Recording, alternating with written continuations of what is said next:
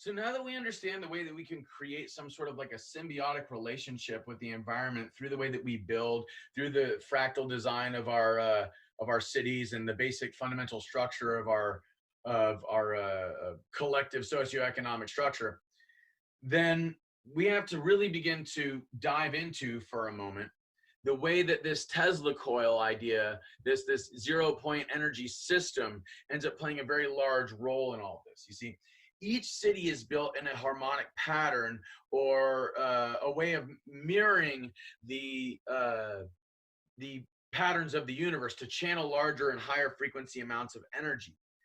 And each of these cities, each of these little communities is going to either be built on or near ley lines, and they'll all be interconnected. And in this way, you can travel between these cities along the electromagnetic ley lines. Each city will be powered and protected. This is important. Each city will be powered and protected by a Tesla coil and the electromagnetic field that surrounds it. You can do incredible things with electromagnetism, you guys. And this type of a system, this type of a power system is not fragile in the slightest, the way that, say, all it would take is a single EMP or coronal mass ejection to send our current civilization back into the Stone Age for 200 years, because it would fry all of our circuits.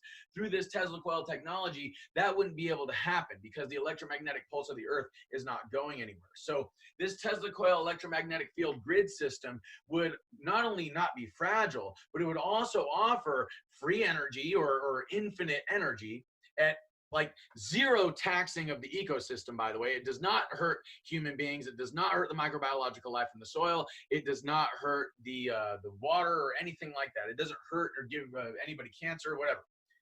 We could also use this system to communicate with one another instead of using satellites and instead of using things like cell phone towers and stuff like that.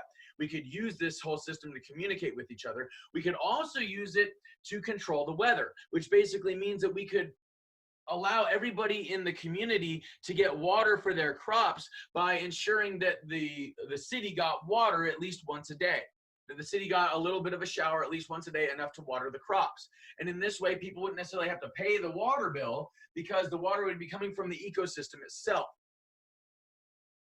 Also, we could, as I said before, use these electromagnetic ley lines to travel, and we could also use these Tesla coils and the electromagnetic frequencies that surround the cities to ward off predators or to, say, keep the city safe from some sort of like I said, natural disaster or something like that, which actually could be considered a thing of the past. If we have this technology, we wouldn't have to worry about things like hurricanes. We wouldn't have to worry about things like, say, tornadoes or earthquakes. We could actually breathe a huge sigh of relief knowing that we are secure within this electromagnetic bubble of the Tesla coil. And the fact of the matter is, because of this Tesla coil, there is no need for things like wires. So because there's no need for things like wires, the way our cities would be laid out would be totally different. We wouldn't have to string a bunch of wires in order to communicate or in order to get electricity to people's homes. So as I said, the controlling of the weather could allow us to, say, water our crops, or to, say, green the deserts, or to basically create a harmonious ecosystem based off of the distribution of water, which where there's water, there is life. We could use this to water the crops. We could also use it to give fresh water to the ecosystems, green the deserts, to clean the air. We could create thriving ecosystems based off of this type of technology without having any sort of a fragile grid system that one EMP or coronal mass ejection could take out. Now, this is where it gets kind of interesting. Let's say, for example, that each of these metal homes that I mentioned to you before not only has Tesla coils or zero-point energy engines within them, not only has water purification systems in them, but imagine if they also had some sort of an inertia propulsion or anti-gravity system within them as well that they use to travel, whether it be on the ley lines or, yes, out into outer space. Now imagine if instead of each of these, say, square plots or whatever that we showed you before, each of these square plots was, instead of a square plot of land, imagine if it was some sort of a platform. And within this platform, there was the hooking up into the larger grid system or the larger system of the city, the larger pipeline system and stuff like that.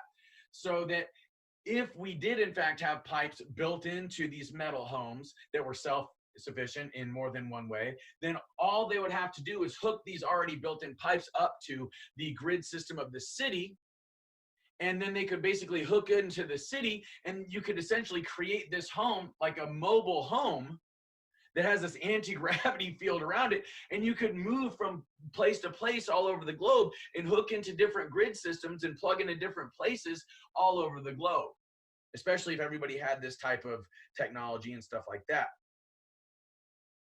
So imagine these platforms allowing global civilization to be something that is interchangeable. And imagine if each of these anti-gravity homes was shaped from a specific type of heat metal that were like, if you put it this way, there's certain types of metals out there that if you heat them, they go right back to their original shape. So if something were to happen to, say, a vehicle or a home or something like that, imagine all you'd have to do to repair it is apply the proper amount of heat to it, and it would go right back into the shape that it was supposed to be in. That's home repair for you right there. And imagine an electromagnetic field that is like coated in, imagine a home that is surrounded by this electromagnetic field, but this home is also coated in element 115 or some sort of a 3D printed layered nanometal that is resistant to large amounts of heat and stuff like that. Now we're really talking about getting into the next level of human civilization and human evolution, because we're talking about combining multiple different aspects of the discoveries that we've come to through, whether it be science or through mystical awareness or whatever, to have a whole view of reality. One that is both spiritual and one that is both physical or mathematical. And the harmony between the two, you see? And for those of you that don't know what element 115 is, all you got to do is look into it. Bob Lazar talked about it, and before he, when he talked about it, it wasn't even a release thing, and only recently, then I think the last 10 years or something like that, was element 115 disclosed to the public that it actually exists. And it's basically a metal that when it is bombarded with electrons, instead of disintegrating the way that all metals normally do, this metal actually kind of like absorbs these electrons and begins to morph into element 116, but there is nowhere near enough electrons to bombard element 115 to turn it into element 116. So after the electron bombardment, after the electron bombardment, the element 115 just kind of goes back to its electron spin resonance of element 115, and it stays element 115. So in this way, instead of disintegrating at high speeds, element 115 gets stronger and it repels the electron bombardment that comes with rapid acceleration. Now, this is where it gets really interesting, okay? So we have these energy efficient, self-sufficient, energy independent, water independent homes, these food independent homes. All right, that are symbiotic with the ecosystem. You have a whole collection of these types of buildings and that are symbiotic with the ecosystem, all laid out in a way that's extremely efficient, that interconnects them all and stuff like that, right? Now let's talk about how we can say not just combine businesses to be symbiotic with one another, but also to combine certain things like, say, nursing homes and daycare centers to be symbiotic with one another, which this has been an experiment. Nursing homes and daycare centers, that's been an experiment. It has been performed numerous times and has yielded great results, both for the children and for the adults in the nursing home. It helps to give the adults a little more life and a feeling of purpose. And the kids, you know, they just see people as people. So they enjoy the company of the elders and they get to learn from the elders.